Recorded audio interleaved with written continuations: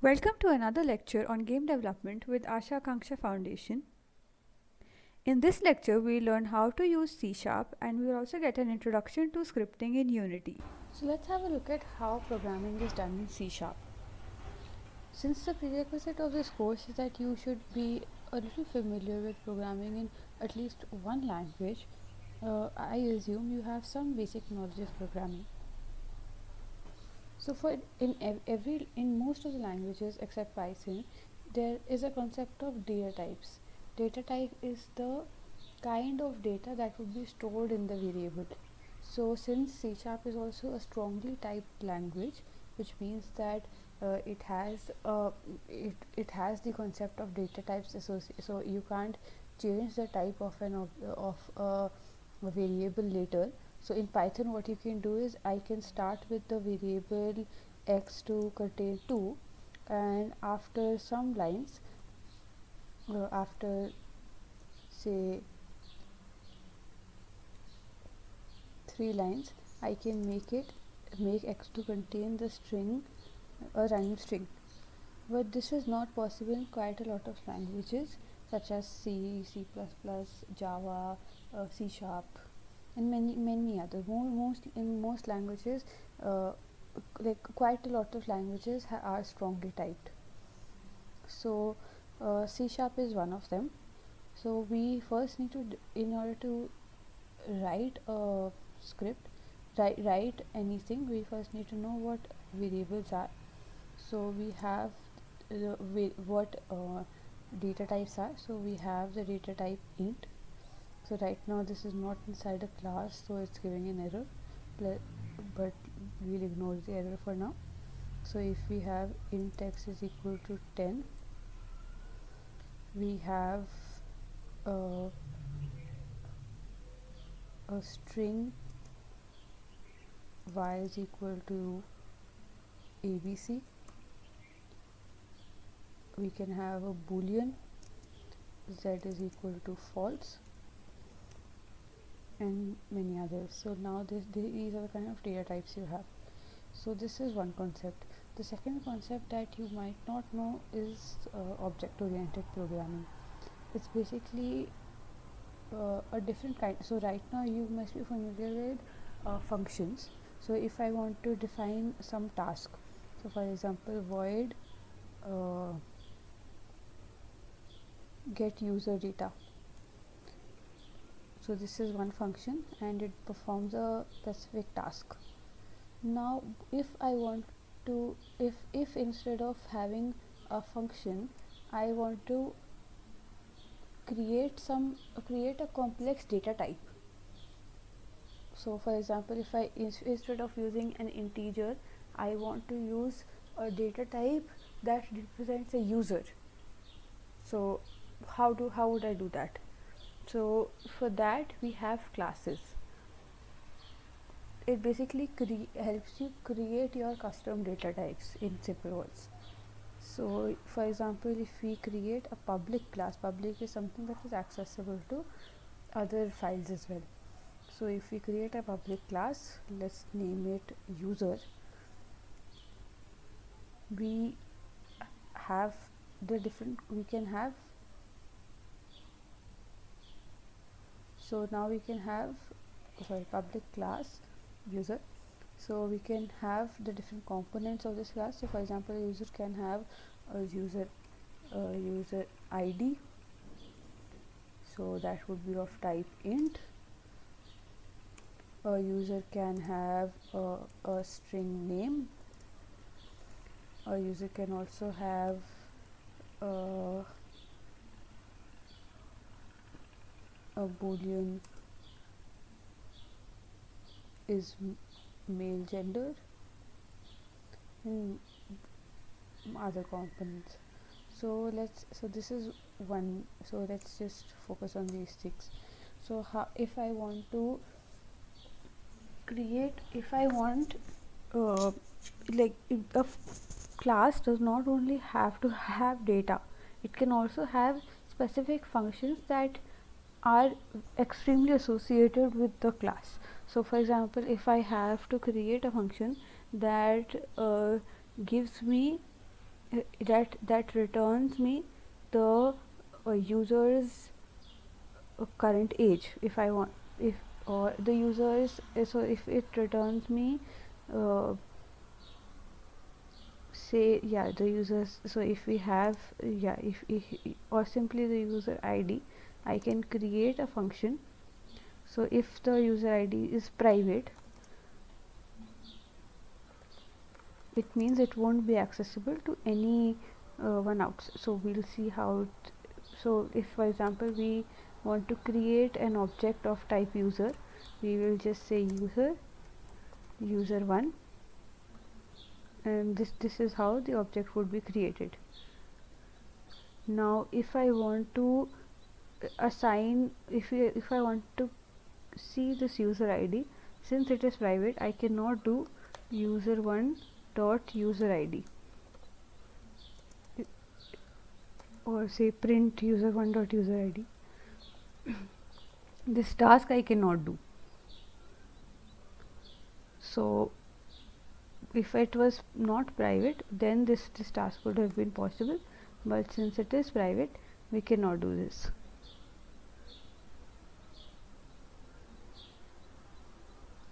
Now let's move on to the function that I was talking about.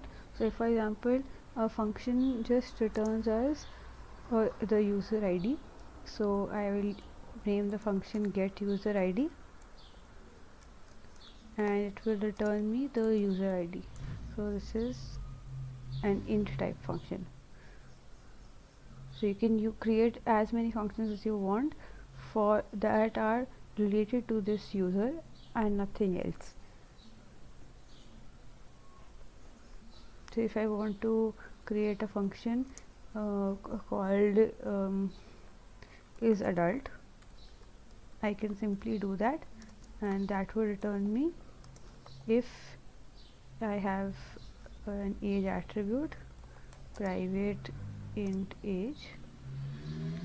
It can just say age is greater than or equal to 18. So this is how a class is defined, and this is how you can use that. This is how you can access the public attributes, and for private attributes, for public functions, you can simply call them like this. So this was the brief introduction to classes. Now let's move on to the topic inheritance. So for example, if I have a type human, and now I want to create a type doctor, so public class doctor, but I see that human and doctor have quite a lot of qualities common. In fact, doctor is a kind of human, and so what we will use here is inheritance. So we can define an inherited class like this. So doctor is a type of human. Basically it inherits the characteristics of human and it adds more characteristics. So I can for example add int private int so private string clinic address. I can add other attributes, and then I can add a function int, or if like I can add more functions. I can even change the function. So for example, if I want is adult to be different for doctors, if so what I can, so this is a boolean function. So if I want is adult to be different, what I can do is adult, and I can redefine it here. So so when the doctor is adult is called, it would first call this function, and if this function is not available in doctor, it will call the parent human function is adult. So this is called overriding the function. So basically overriding means when you're hiding the previous function and redefining it. Here I can say a doctor becomes an adult if the age is 20 instead of 18, for example. So these were the basic concepts of classes, inheritance, and C#. I hope that was helpful for you to understand. So this is where we left off. We were exploring the scripts, the script player controller that we had just created. So let's see how programming is done in Unity. The language used here is C#, and we are basically creating classes. So if you have done programming in any programming language, you would be knowing about classes. So we have created a class called player controller. So when I created the script, this part was already created. We just opened the file and that's how it appeared. So this was auto generated by Unity. Now let's see what the components of this player controller are. It is inherited from mono behavior. Mono behavior is a class that is defined by Unity. So the mono behavior would have a lot of functions, and player controller would implement extra functions from apart from the functions that are available in mono behavior. So let's start with the player controller. We have a start function. The start function is called before the first frame. So the first frame is when the game starts. So if we want to make a one-time change at the beginning of the game, we can add it here. Similarly, we have an update function which is called once every frame. So if we want to make changes, if we want to check a condition in every frame or make some changes in every frame, we can do it in the update function. So let's think of a use case. If we have to change the position of the object at the start of the game, we can do it in start. So let's see how we can do that. This player controller has been added to this player object using the component. So I'll just show you how it's been done. You can check out you can search player controller and you will get the object. So now this player controller is now a part of this player. Since it is a part of this player, it has information, it can access information regarding this player from the class itself. So I can use the function get component. It can, so I get component, you need to specify the component that you want to get. So if for example I want to get the sprite renderer.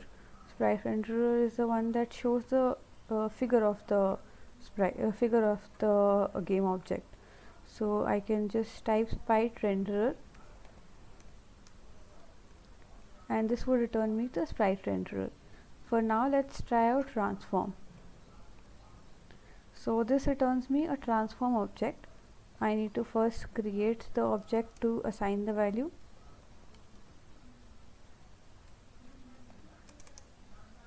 So this is the transform component, and now what we want to do is we want to change the transform component's position. Here as we can see, the transform component has an attribute called position, which is assigned a 3D vector.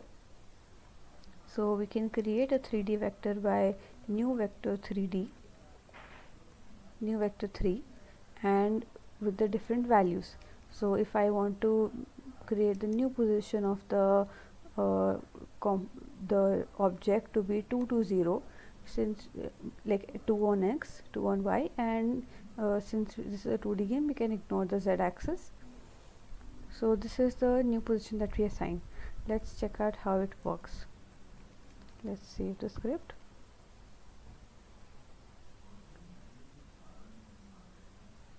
Now we have removed the rigid body component from here so that the object does not flow out of the screen.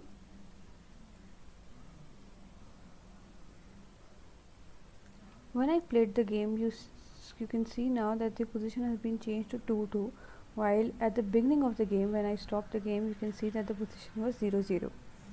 So this is how the start function works. So another shortcut that you can use for transform is the transform object itself. So basically player controller already has fetched the component transform for you, so you can directly use transform dot position is equal to new vector 3 1 comma 1 comma 0, and it will achieve the same results.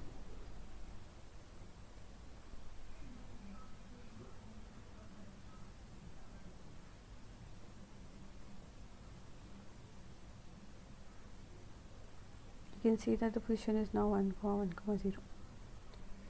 Now let's move on to how to use the update function. If let's say we want to update the position of the object in every frame, so if we use transform dot position plus equal to new vector 3 1 comma 1 comma 0. So I want to add this distance in every frame. Now you realize that a frame is extremely small time unit, so if I add such a large amount of distance, it would go out of the screen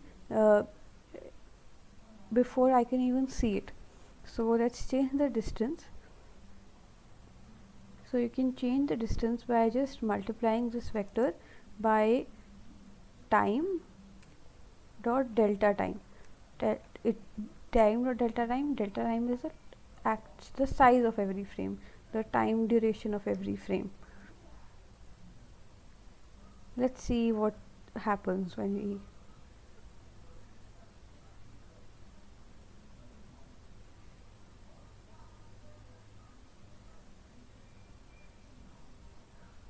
so now the object is moving in the direction of 1 comma 1 by a considerable speed given by this time dot delta time variable. Another way of achieving the same result is using the function transform dot translate. So it takes in the x, y and z components of the translation and applies the translation for you.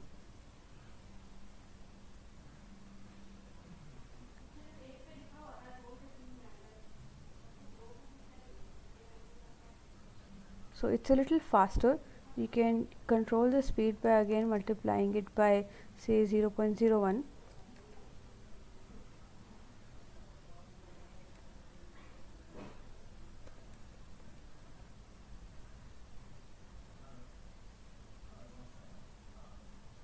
So here you can, on the console you can see in case of any errors. So it is saying that right, so I am trying to multiply at the wrong position. I want to multiply with the 1 comma 1 here.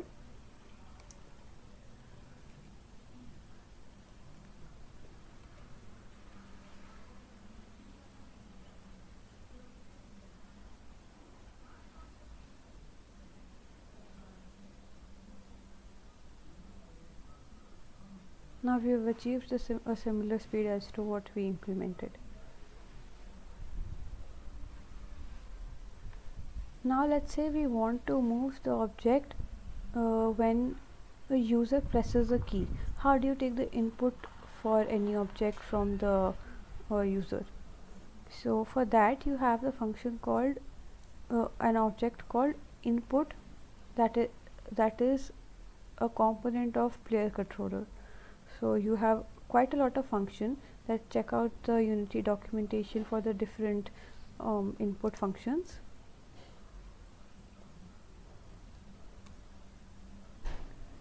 So for input you have so for different devices there are different kinds of inputs. You can have accelerometers, you can have keys, for example keyboard keys and everything. You can have mouse clicks, etc. So for now we would be using the keyboard section. So that is a get key function, get key down. So get key down basically is called basically it returns true when a key is pressed down. So if you keep it pressed, it won't return it true when it is kept pressed, but at the instant when it was pressed down, for that frame it would return true. So for example, if we use get key down, we can directly say uh, so there is a key code function also that helps you to use the different keys. So for example, key code dot up arrow will give us the key code for the up arrow. So this will return true when the up arrow is pressed. So let's see if this works. Now here you have a print function.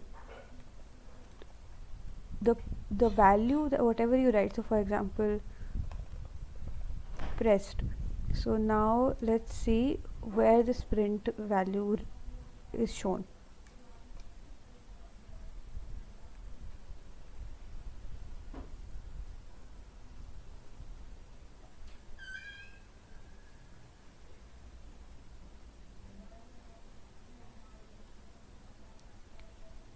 Now I press the up button 4 times and you can see that the pressed is printed on the console. So this print function shows everything that you pass through the print function on the console. Now what we want to do is we want to move the object when the up arrow key is pressed. So we don't want to move it only when it is pressed down, but we want to move it whenever it is kept down as well. So you can just use the function get key for that.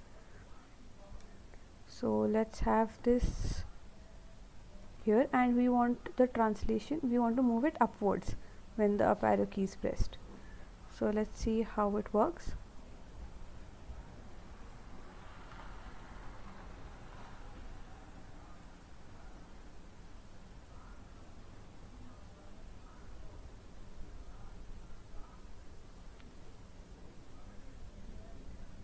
Now I'm moving the up arrow key and the object is going upwards whenever I press it.